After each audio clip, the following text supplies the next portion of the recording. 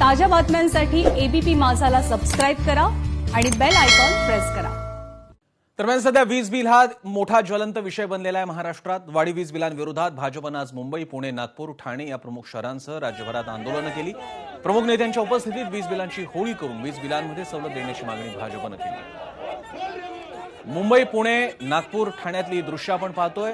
काही ठिकाणी वीज बिलं जाळण्यात आली, काही ठिकाणी मोर्चे निघाले, काही ठिकाणी निदर्शनं, विरोध प्रदर्शन झालं।